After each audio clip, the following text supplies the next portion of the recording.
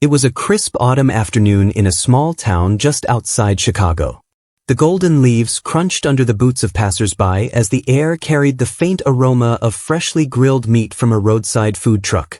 The truck wasn't extraordinary in appearance, painted in fading red with the words "Big Benny's Burgers" scrawled across the side. But to the locals, it was a familiar stop. 9-year-old Ethan Carter stood in line with wide eyes and small hands tucked deep into the pockets of his worn-down hoodie. His family hadn't been well off for years.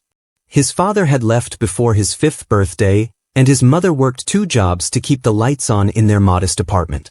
Fast food was an unusual luxury, so today was different. His mother had scraped together a few dollars and surprised him with a visit to Big Benny's.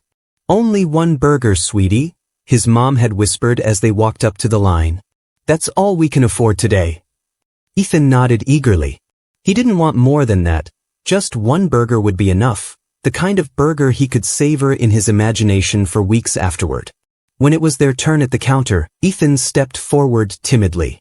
"1 burger, please," he said, his voice soft but clear enough for the vendor to hear. The man behind the counter, Benny himself, by all appearances, froze for a second. His large frame leaned forward, and his weathered eyes studied the boy with an intensity that seemed out of place for such an ordinary request. Customers behind Ethan shuffled impatiently, unaware that something unusual was beginning to stir. Benny slowly turned, flipped open the grill hood, and stared at the patties sizzling over the flame. "You want just 1 burger?" Benny asked in a gravelly voice. Ethan nodded, confused. "Yes, sir. Just 1. Silence hung between them, heavy and uncomfortable. Then, Benny's lips curled upward into a smile that didn't quite reach his eyes. He nodded once and began preparing the burger with deliberate care. He toasted the buns slowly, layered the vegetables precisely, and let the patty rest on the grill longer than usual, as though crafting something far more important than a simple meal. When he finally handed the bag to Ethan, the gesture was almost ceremonial. Ethan's mother reached for her wallet, but Benny shook his head. "No charge," he said firmly. "This one's on me." The small crowd in line murmured. Acts of generosity at food trucks weren't unheard of, but there was something odd in Benny's tone. Something unsettling. Ethan beamed. "Thank you, sir." He clutched the warm bag tightly in his hands, not realizing that this seemingly small act, this 1 burger, carried a weight that would ripple far beyond that moment. What Benny had done was not charity. It was the beginning of an event that would shake humanity to its core. Ethan and his mother walked across the street to a quiet park bench. The wooden slats bore the carved initials of couples gone by, the paint faded and chipping, but to Ethan, it felt like the perfect place to treasure his rare meal. With anticipation tingling at his fingertips, the boy opened the paper bag. The smell that hit him was unlike any burger he had ever encountered before, not just savory, not just greasy, but layered. There was richness, depth, a strange sweetness mixed with earthiness. It smelled alive. His mother furrowed her brow slightly, sniffing the air. "That's different," she muttered, almost to herself. But Ethan didn't wait. He dug into the burger, the first bite melting into his tongue with a burst of flavor so intense that his eyes widened. He chewed slowly, as though each bite was demanding reverence. Something happened then. The wind around them seemed to pause for just a moment, like the world had leaned in to watch. The trees rustled faintly without the gusts to move them. A dog across the park ceased barking, staring oddly in Ethan's direction. His mother felt it too, a sudden stillness, a prickling sensation across her skin. "Ethan?" she whispered. But Ethan kept eating, unaware of the ripple he'd just triggered. Across the street, inside his truck, Benny stood at the window, watching. His eyes followed the boy's every movement with unnerving concentration. His enormous hands gripped the counter as though forcing himself to stay still. He muttered under his breath, words no one could quite hear. Something about the vessel and the first one.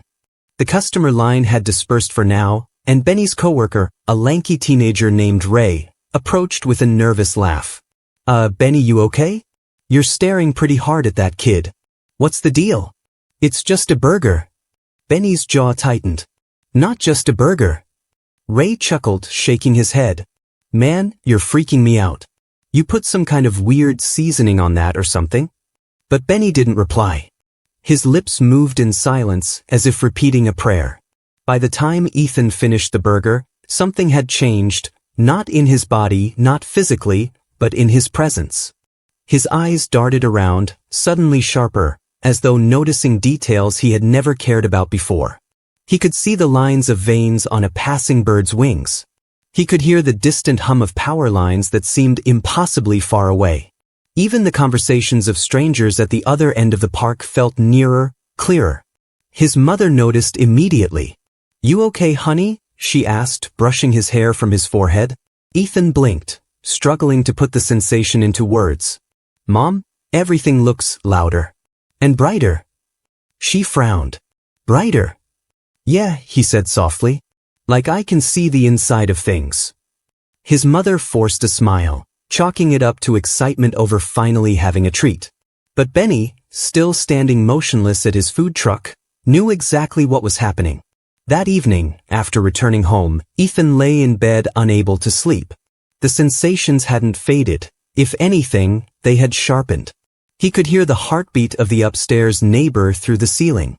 He could see faint pulses of light around objects when he closed his eyes. The shadows in the corner of his room seemed alive, shifting in rhythm with his own breath. And then came the whisper. Low, unfamiliar, yet somehow inside his head. "Chosen," it breathed. Ethan sat up with a gasp. Who said that? His small room echoed with silence. "Chosen." He shivered. It wasn't an outside sound. It was inside his mind.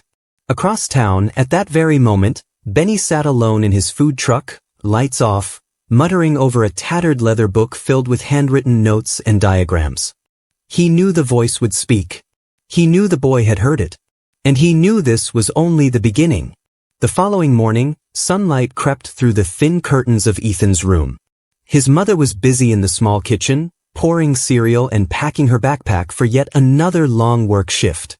Ethan, however, sat at the edge of his bed, staring quietly at his hands. They looked the same, skinny fingers, the small scar on his knuckle from when he fell off his bike last summer, but when he concentrated, he felt something move beneath them. A faint hum, like a current of invisible electricity. He whispered to himself, "What's happening to me?" Breakfast was different too. When his mother set the cereal bowl down, Ethan blinked at it and nearly dropped his spoon. He could see the milk swirling inside, not just the liquid itself but something deeper, the tiny movements of it at a level no human eye should perceive. "Eat up, sweetheart, or you'll miss the bus," his mother urged, oblivious. Ethan obeyed, spoon clinking against the bowl. But every bite came with a new flood of details. He could taste not just sugar but the exact trace of the factory it came from. He could feel the distance it had traveled to reach his spoon. It all came to him without explanation, like an endless curtain lifting. By the time he reached the school bus, his head ached. Sounds, sights, even emotions from people around him pressed into his mind. He could sense that the bus driver was grieving over something, that the girl seated in the front row was hiding an unspoken fear, that the boy next to him was fiercely angry at his father. It was overwhelming. Ethan pressed his face to the window, desperate for silence, but there was no silence anymore, only the roar of reality itself. Back at the food truck, Benny was not serving burgers. The truck remained closed, and inside, the man sat hunched over the leather journal again. Its pages were filled with symbols and strange languages, diagrams of human anatomy, and scrawled entries that described hosts, portals, and the key of flesh. His hand shook as he wrote. Day 1. The boy has ingested it. Signs will escalate quickly. His senses will break first, then the barrier. Must prepare for what follows. A loud knock jolted him. Ray, his teenage helper, stood outside with a frustrated look. Boss, why's the truck closed? It's lunchtime, and people are waiting. You can't just... Benny opened the door inch by inch and peered out, his broad frame blocking the view inside. His eyes looked tired yet fierce. Go home, Benny muttered. What? But... Go home and don't come back until I say. This is bigger than burgers. Ray blinked, half laughing. You've really lost it, man. All this over some kid eating a free burger? Benny slammed the door shut, leaving Ray standing in confusion. Inside, he muttered again, voice breaking like a prayer and a warning combined. They'll come for him. They always do. By midday, Ethan couldn't focus in class. The whispers filled his head now, not just one voice, but many. Dozens. Hundreds. A chorus of murmurs overlapping each other, speaking in tongues he didn't know but somehow understood in fragments. His teacher, Mrs. Carlson, noticed his pale face and trembling hands. Ethan, are you feeling all right? She asked kindly. I don't know, he whispered. But suddenly, before anyone could react, the classroom lights flickered violently. The bulbs above cracked one after another with small explosions, and the whole room gasped as sparks rained down. Papers flew from desks though no windows were open. A cold gust swirled through the class, making girls scream and boys retreat. At the center of it, Ethan sat gripping his desk, eyes glowing faintly, not bright, not cartoonish, but a sheen of unnatural light. For a moment, his lips moved and a voice that wasn't his own echoed. The door is opening. The entire class fell into horrified silence as Mrs. Carlson staggered backward, knocking over a chair. When the episode passed, Ethan blinked, his eyes normal again, tears running down his cheeks. He didn't know what he'd just said. He didn't even know why the lights had burst. Everyone stared at him as though he were no longer the same boy who walked in that morning. News of the incident spread quickly. By the time school ended, rumors ran through the town that strange things had happened in Mrs. Carlson's class. Some blamed faulty wiring, others whispered about possession. Children rushed home to tell parents about Ethan Carter, the kid who made the lights explode with his mind. Meanwhile, those who went by Big Benny's burger truck later that evening noticed something alarming. The truck was gone. No sign of it remained at the usual spot near the street corner. But Benny hadn't disappeared. He was watching, lurking in the shadows just beyond the Carter family's apartment building, waiting for the night. His hands trembled as he clutched a leather-bound book and whispered in reverence. The boy won't understand what's been awakened. But I'll guide him. Or stop him. Because if others find him first, his voice trembled. The whole world ends. That night, the small Carter apartment was unusually quiet. Ethan sat by the window in his dimly lit room, hugging his knees and gazing out into the night sky. His mother had tried to comfort him after hearing what happened at school, but she was frightened too, though she hid it behind warm smiles and reassurances. What she didn't know was that Ethan could feel her fear now. He could sense the way her chest tightened, the shallow breath she tried to mask when she thought he wasn't looking. Emotions radiated from her like heat waves, pouring into him with no barrier to hold them back. I don't want this, Ethan whispered to himself as he stared at the stars. But even as he said it, the quiet whisper inside his skull responded again. You are chosen. You cannot undo it. Ethan covered his ears, though he knew the voice wasn't coming from outside. Down on the street below, hidden near an alley, Benny stood in the darkness. For hours, he had been keeping watch on the Carter home, muttering to himself like a sentry on guard duty. His eyes, accustomed to sleepless nights, scanned the roads. He wasn't alone in his dread. He knew others would feel it. The moment the boy ate the burger he had prepared, a signal had been sent. Benny pulled a small, metal box from his coat pocket. It looked like an old-fashioned Morse code transmitter, dented and worn out, but when he twisted the knob at the side, faint static-filled clicks emitted. He listened carefully. Through the static came broken words, a language only a few would recognize. The vessel, confirmed, the United States, assemble. Benny cursed under his breath. They know. While Ethan drifted in and out of restless sleep, something unfolded just beyond his family's block. At the far edge of town, two black vans rolled in quietly under the cover of night. Their windows were tinted, their license plates untraceable. Inside, stern-looking officials in dark suits studied files and photographs under the dim glow of dashboard lights. On the cover of those files, Ethan Carter, age 9, with a freshly stapled photo of him taken from his school records. A man with steel gray hair addressed the team. Subject has activated. Containment window is closing. Protocol C is authorized. The others nodded without a word. The next morning, Ethan tried to act normal. His mother insisted he go to school despite his protests. But when Ethan arrived at the schoolyard, he noticed something odd. A man he had never seen before was sitting on one of the benches near the playground, wearing a long trench coat and dark sunglasses, completely out of place among laughing children and chattering parents. He wasn't even pretending to read a newspaper. He was staring directly at Ethan. When their eyes met, Ethan felt a jolt inside his head, like static shock in his brain. For a split second, he heard the man's thoughts. The boy. He's the one. Ethan flinched, almost dropping his backpack. He turned to run into the school, but before he did, he caught sight of another figure leaning against the fence near the corner.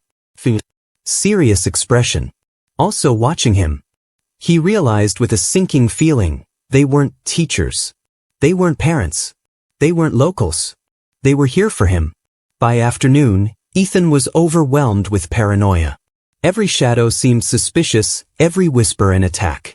When school ended, he tried to slip away quickly, hoping to reach his mother at home. But just as he turned down an empty street, the black vans appeared. Doors slid open, and two men stepped out. Their faces betrayed no emotion. Ethan Carter, one of them said flatly, "You need to come with us." Panic surged in Ethan's chest as the air around him began to swirl uncontrollably again. Leaves lifted off the ground, swirling in circles at his feet. The men tensed, reaching into their coats, but before they could act, a hulking figure stepped out of a nearby alley. It was Benny. "Not yet," he growled, stepping between Ethan and the men. The men in black stopped in their tracks. A look of recognition flashed across one of their faces.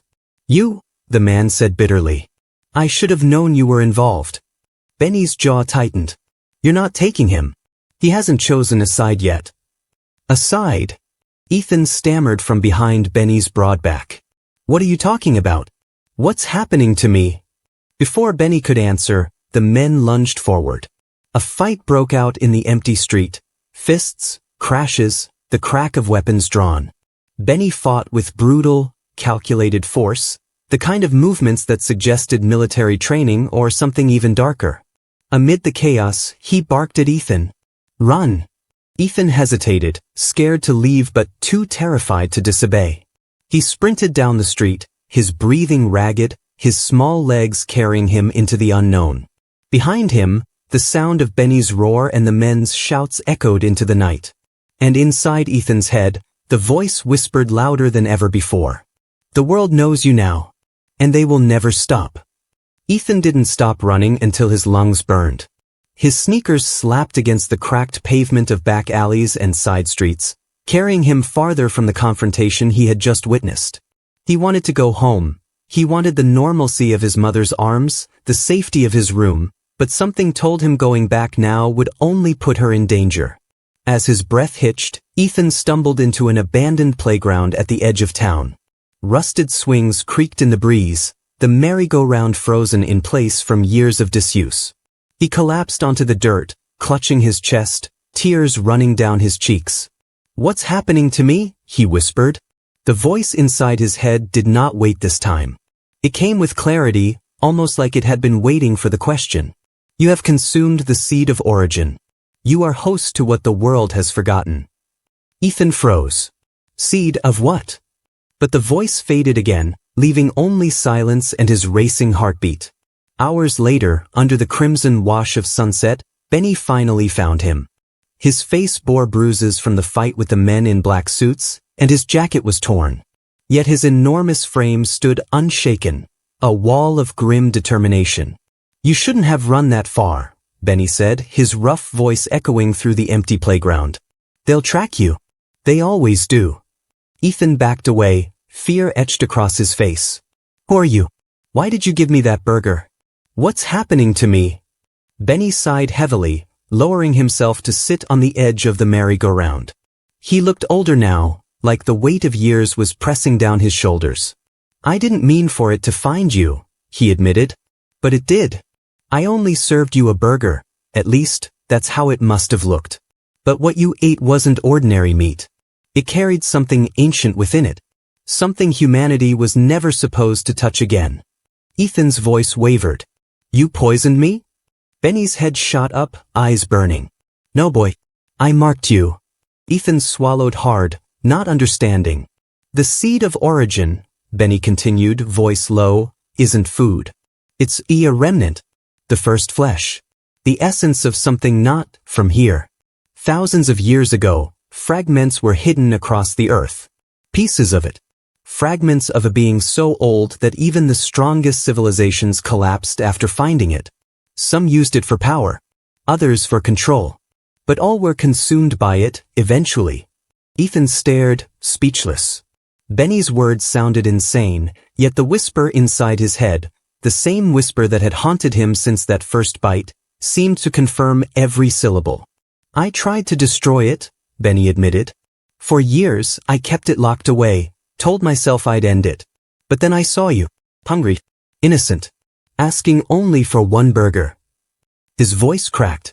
And I knew the world would come for me eventually. So I made a choice. I passed it on. Ethan's eyes filled with betrayal. You gave it to me on purpose? Benny nodded slowly. You think I wanted this life? You think I enjoyed carrying it? For 20 years I've felt its whispers, its pull. You're young, Ethan. You still have a chance to either master it or end it. Far from the playground, inside a fortified underground facility outside Washington, a group of officials sat around a conference table. Screens lined the walls, showing intercepted video clips from the school, eyewitness accounts, and grainy satellite images of the confrontation on the street the night before. At the head of the table sat Director Joanna Kessler, stone-faced, her sharp eyes scanning the images. This is confirmation, she said coldly. The seed has activated again. Another official leaned forward. We thought the last host was neutralized in Cairo. Decades ago. Apparently not, Kessler replied. She tapped the photo of Ethan Carter projected onto the screen. A 9-year-old boy's face stared back at them. This child, she continued, is not merely a host. He is resonating with it. Stronger than the last. Stronger than Benny ever was. If uncontrolled, he'll become a breach point. The room filled with tense silence. So what's the protocol? Another asked. Kessler's answer was simple. We bring him in alive. If he resists, we end him. Back at the abandoned playground, Ethan listened to Benny's words, his small fists shaking. I didn't ask for this, Ethan said, his voice breaking. I just wanted one burger. Benny placed a heavy hand on his shoulder. I know, kid, but sometimes the world doesn't care what we want. Sometimes the world chooses for us. Suddenly Ethan felt it again. The humming in his chest. The rush of power swirling in his veins. But unlike before when it had terrified him, this time he focused. He closed his eyes and tried to push, just as he might when willing his legs to run faster or his lungs to shout louder. The merry-go-round beneath them moved, on its own. Slowly at first, then faster, creaking as if spun by invisible hands. Ethan gasped and pulled back, but Benny smiled grimly. You see, he said, it's inside you now. You either learn to control it, or it controls you. Far away, as if on cue, the static voices in the black vans crackled to life again. Target located. Moving in. The hunters were already on their way. And in the silence of his mind, the whisper grew louder than it had ever been. Open the door. The night air in the abandoned playground grew heavy. Ethan could feel a strange pressure around him, almost like the world itself was holding its breath. Benny stood, his broad body eclipsing the fading twilight, eyes locked on the road beyond the chain-link fence. They're close, Benny muttered. Ethan shivered. The men in the black vans? Benny didn't answer. He simply clenched his fists and pulled something from his old leather coat, an object wrapped in cloth. He unraveled it slowly, revealing a weapon that barely looked human. It wasn't quite a knife, not quite a piece of machinery. Its blade shimmered with an iridescent glow, as though alive. Ethan's eyes widened. What is that? Something forged to fight what's inside you, Benny said bluntly. And the ones who will try to take you. Before Ethan could reply, headlights flared across the playground. The scraping screech of van doors echoed, And suddenly shadows poured in. Figures in black suits with rifles and tranquilizers, their boots crunching against the gravel. "Step away from the boy," barked one of them, aiming straight at Benny. Benny tightened his grip on the strange weapon. "No," he growled, planting himself firmly between Ethan and the intruders. As the agents moved in, Ethan felt his chest tighten. His nerves screamed, his mind filled with the murmuring voices again, hundreds, maybe thousands, overlapping whispers pressing against his brain. His heart thudded until it was all he could hear, all he could be. And then it happened. The ground beneath the agents cracked like glass. Rocks and dirt ripped up, hovering in the air as though gravity had been tossed aside. A swing set twisted violently, chains snapping as the metal posts bent inward. The world itself bent to Ethan's fear. "God!" one of the agents shouted as they struggled to stay balanced. Ethan's vision blurred as glowing symbols flickered in the air around him, unfamiliar yet oddly familiar, like languages older than humanity itself. "Control it!" Benny roared, though his voice was nearly drowned out by the howling wind that seemed to erupt from nowhere. "Ethan, listen to me, don't let it control you." But Ethan couldn't stop. In the middle of the storm, time seemed to slow for Ethan. He could feel the voices inside converging into one, a single tone that thundered like the earth splitting apart. "You are not a boy anymore," it said. "You are the vessel. Through you, I return." "No!" Ethan cried. He clamped his hands to his ears though the voice was in his head. "I don't want this. I don't want you." The voice only grew stronger, resonating through him until his body trembled. It was chosen through flesh. It was delivered through hunger. "You are mine now." Tears streamed down Ethan's face as he screamed against the roar. Somewhere behind him, Benny was fighting. Slashes of his shimmering blade struck agents down with calculated efficiency. Bullets sparked off the playground's ruins as men in black tried desperately to suppress the chaos. Meanwhile, in the black vans parked along the street, Director Joanna Kessler herself stepped out. Her cold gaze swept the mayhem in front of her. Wind, debris, strange symbols lighting the air. It was clear the reports had not exaggerated. She raised her radio. "All units, engage Protocol Delta. Full containment. If the host resists, authorization is granted, terminate." Her agents hesitated. "But he's just a child." "Not anymore," Kessler snapped. "That is not a child. That is the seed." Benny kicked an agent aside and glanced back at the boy, his features twisted with both fury and sorrow. "Ethan," he bellowed. "Listen to me. The seed feeds on your fear. He uses it to claw its way back. But you're not just a vessel, you're a will. You choose whether it opens or not." Ethan gasped, struggling to hold onto Benny's words, clutching desperately at his last shred of humanity as the voice thundered in his mind. "You cannot resist me," it hissed. "You are already mine." But Ethan, wiping his tears, whispered back, out loud this time. "No, I'm still me." The storm of power around him faltered for an instant, just enough that Benny forced his way through the whirlwind of flying debris and dropped onto one knee beside the boy. "Good," Benny said, grabbing Ethan by the shoulders. His bruised face hardened with grim resolve. "Then you're going to have to be stronger than I ever was." As the agents regrouped, rifles aimed squarely at them both, Benny pulled Ethan closer. "Because the world will never stop hunting you."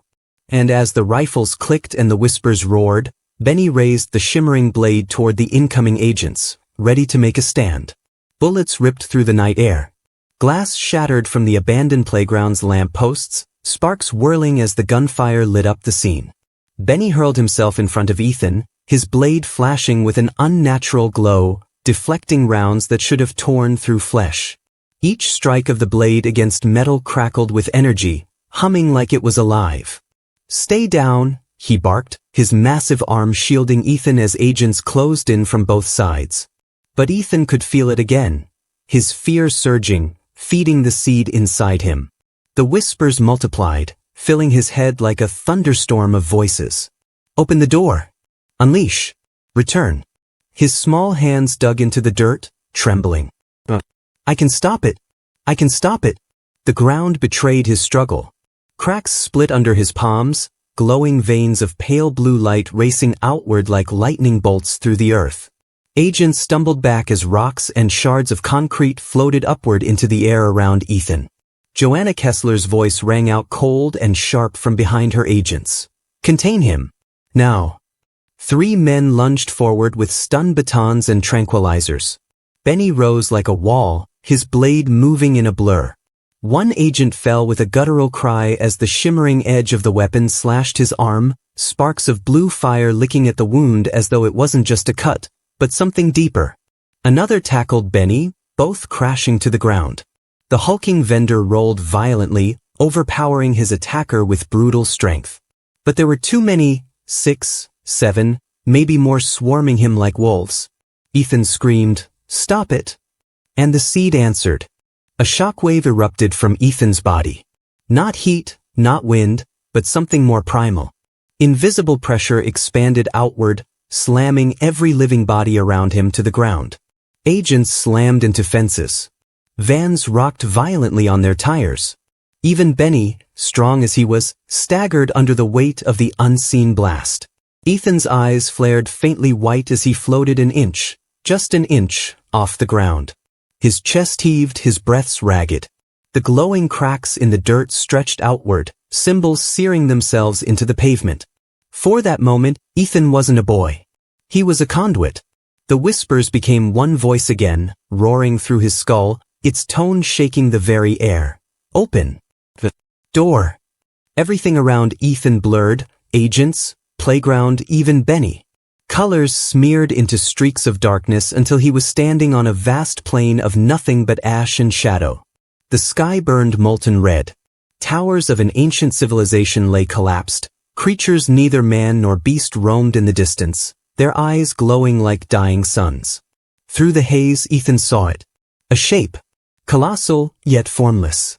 Its limbs shifted like smoke, its eyes blazed like eclipsed moons. Chains of light held it bound beneath the ruined soil, and still it writhed. It spoke, not with sound but with presence. "I am the first hunger. The seed of origin. Through you I rise again." Ethan clutched his head and screamed, "No! Leave me alone!" But the creature's distorted visage only leaned closer, its voice booming. "You tasted me once. You will feed the world." When Ethan snapped back, he was on his knees at the playground again. Sweat drenched his forehead, his lip was bleeding, and Benny was hauling him back up. Agents were still regrouping, Kessler barking orders with furious precision. "I saw it," Ethan gasped. His voice shook with terror. "I saw what it is. It wants to come back." Benny's battered face hardened. "Yeah, that's why we can't let them take you. You're not just a boy anymore. You're the lock holding that thing in place. If they use you wrong, if you lose control." His words trailed off into the chaos of boots pounding closer again. Ethan's small hand gripped Benny's sleeve. "What do I do?" The old vendor's eyes, tired yet blazing with resolve, pierced into his. "You decide right now, are you gonna be the key, or the one who keeps the door shut?" The air in the playground was chaos, agents shouting, rifles cocking, Benny staggering with his strange weapon, and Ethan trembling on his knees as glowing cracks spread from his body like veins of fire through the ground. Director Joanna Kessler raised a hand, her voice like steel. "Take the shot. End this before the breach." Her agents steadied their weapons on the boy. Benny roared, swinging his shimmering blade wildly, knocking one rifle aside, but others aimed true. He turned back to Ethan with raw desperation. "Ethan, it's now or never. Don't listen to the seed. Don't let it in." The whisper grew louder than ever, crashing through Ethan's mind like a storm. "Let me out. You are chosen. Tear the veil. Become infinite." The boy clutched his head, sobbing. "I don't want to be infinite. I just wanted a burger." And then something shifted. Instead of fear, Ethan felt something else rising in him. His mother's love, her warmth when she worked double shifts to feed him, her tired smile as she still kissed his forehead each night. He felt the truth in Benny's desperate protection, the fact that, for all his mistakes, the vendor wanted to shield him now. The whispers hissed, "Weakness." "No," Ethan whispered back. His voice steadied, small but firm. Not weakness. Choice. Light burst outward from his body. Not fire, not destruction, but a wave of stillness. Every rifle jammed. Every whisper silenced. The glowing cracks in the earth pulled inward until the ground sealed shut with a thunderous snap. The force threw the agent's back against vans and fences. Benny dropped to one knee, shielding his face from the brilliance. For the first time, even the voice of the seed fell quiet. When the light faded, Ethan was just a boy again, tired, shaking, eyes red with tears. But the storm was gone. Director Kessler, breathless, looked at the devastation. Her agents groaned, trying to rise, but she lifted a hand. "Stand down," she ordered, her sharp eyes fixed on Ethan. "This changes things." With a single nod, she called her team back into the vans. Engines revved, and within minutes, the black convoy melted back into the night. They weren't retreating forever, they'd return, but for now, the boy had proven he wasn't merely a weapon. As silence reclaimed the playground, Benny staggered over to Ethan and crouched down, blood at the corner of his mouth. He studied the boy for a long moment before speaking. "You did what I couldn't," Benny whispered. "All these years, I thought feeding the seed meant it would take everything from me. But you showed it the one thing it can't take, choice." Ethan wiped his tears. "It's still inside me, isn't it?" Benny nodded. "Yeah. And it always will be. You didn't get rid of it, you just locked the door tighter. But that means you're the key now. The world will keep chasing you. The seed will keep whispering. You'll never be normal again." The words hit Ethan hard. His small shoulders slumped under the enormity of it. But then he looked up, his tired eyes shining with something new, not fear, but resolve. "Then I'll choose every time. I won't let it win." Weeks later, life in Hollow Creek tried to return to normal. The story of the playground incident became rumors, then wild urban legend. Ethan's mother kept him close, unaware of the full truth, but sensing her son carried a burden far bigger than childhood should allow. And Benny? His truck eventually reappeared at the corner. Big Benny's Burgers was open again, though fewer people came by now.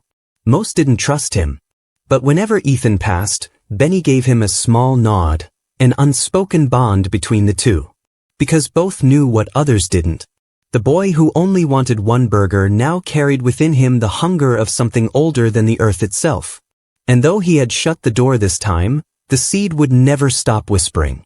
But Ethan wasn't afraid anymore. Because he understood the truth. The choice would always be his.